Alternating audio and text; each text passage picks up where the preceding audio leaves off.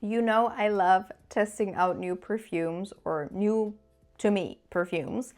And when I went to Paris, I got my hands on so many of the popular fragrances, and we're going to do a new round of like, okay, and pass perfumes for me personally. And this time it's about popular perfumes, and I think all of them are niche perfumes. Yeah, all of them are niche perfumes. I got to try them in Jovoy in Paris, and I'm going to tell you what I think about them. So the first one is 502 Iris Cartagena by Bon Parfumeur.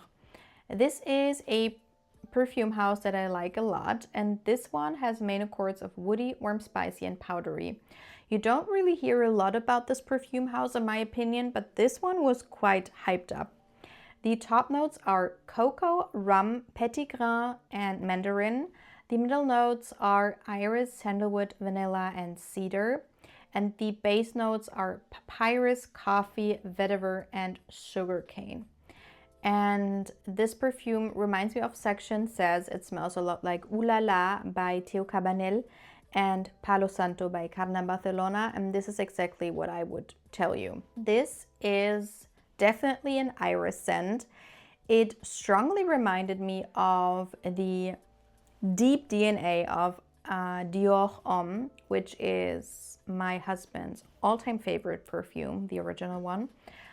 But they have this common thing, like something yummy and gourmandy, but also this beautiful, elegant iris to them.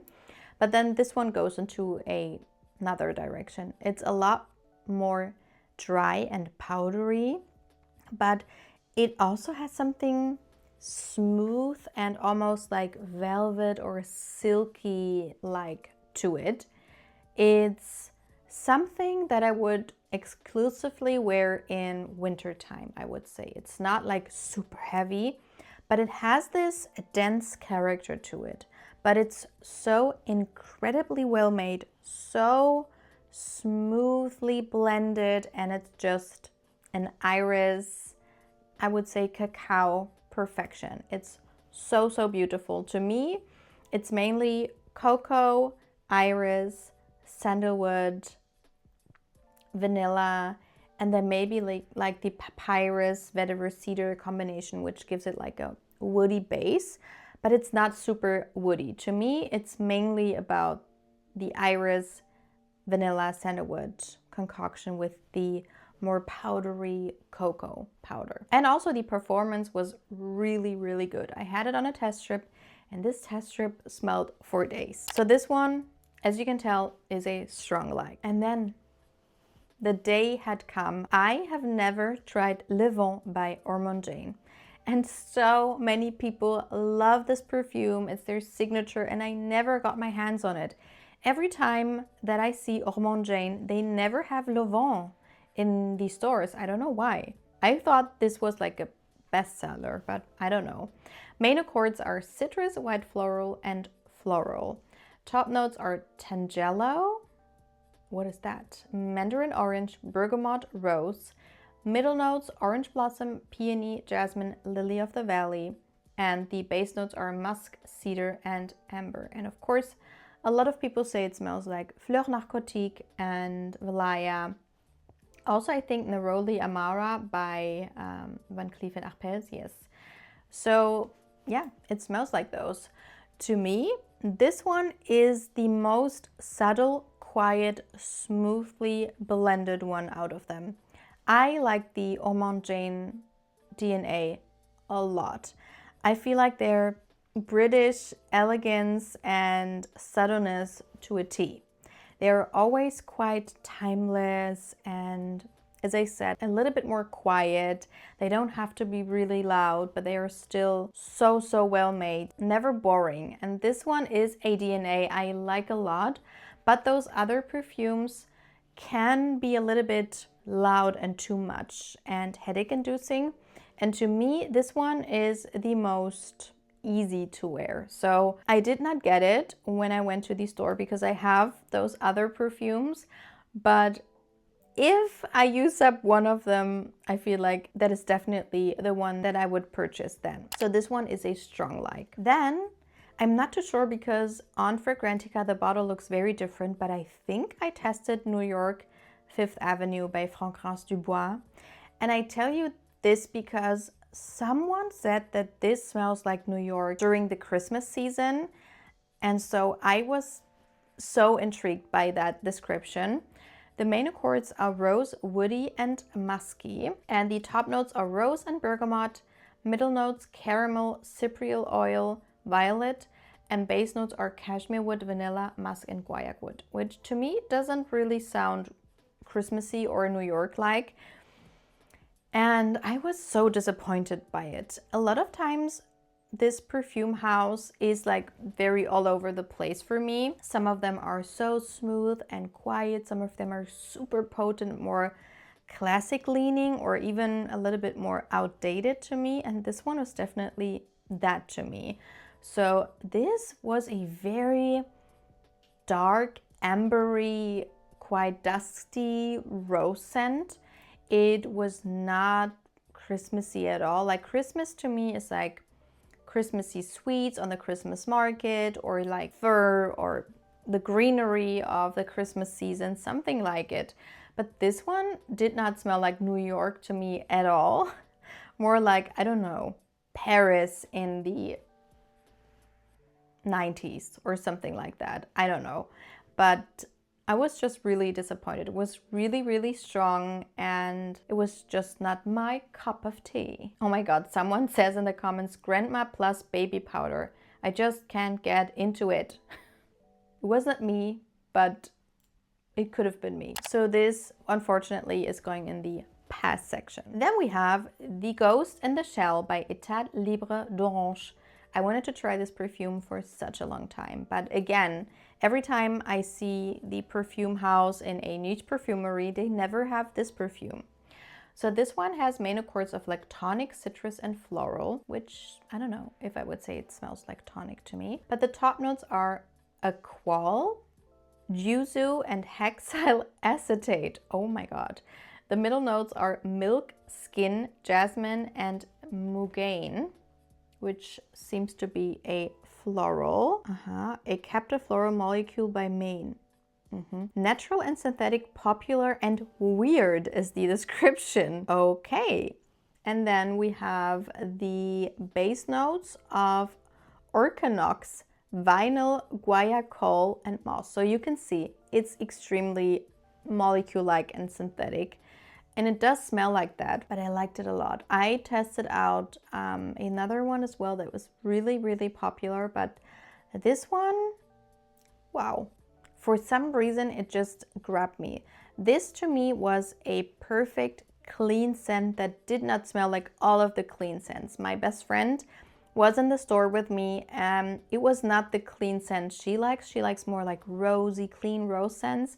And this one was more like a soap scent. And someone says it smells like Dove soap, nice, clean, and fresh.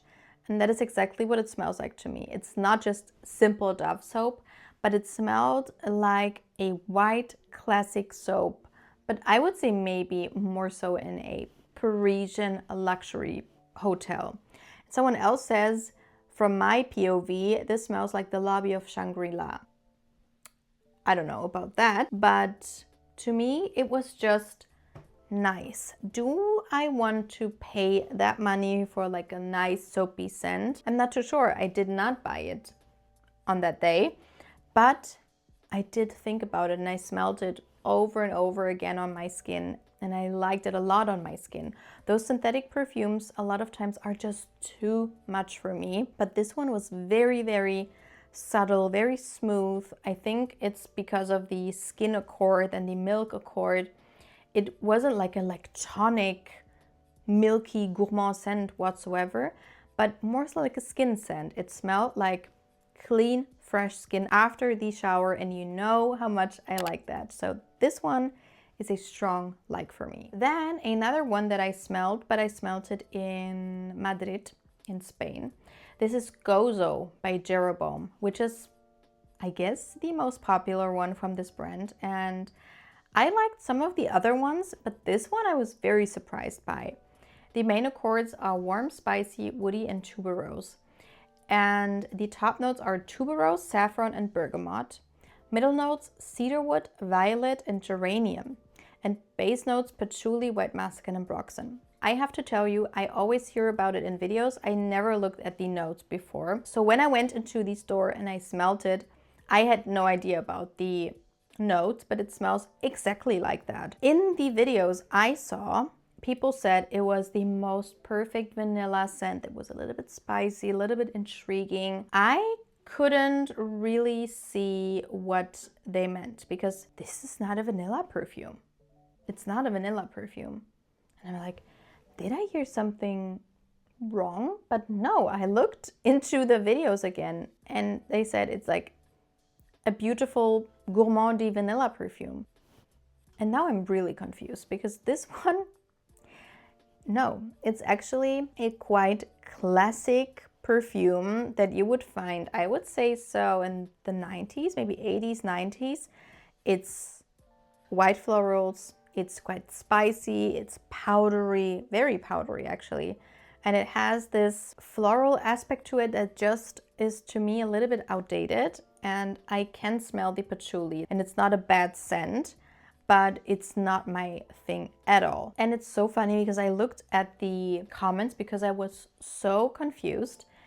And it seems like people are confused as well. I mean, one says boring, generic. It doesn't smell generic at all. The next one is Gozo's a super fun, vibrant, joyful creation. I'm like, okay, it's not for me. And then someone says, very unique and beast mode. I would say yes to that. And someone says it smells noticeably like BR 540.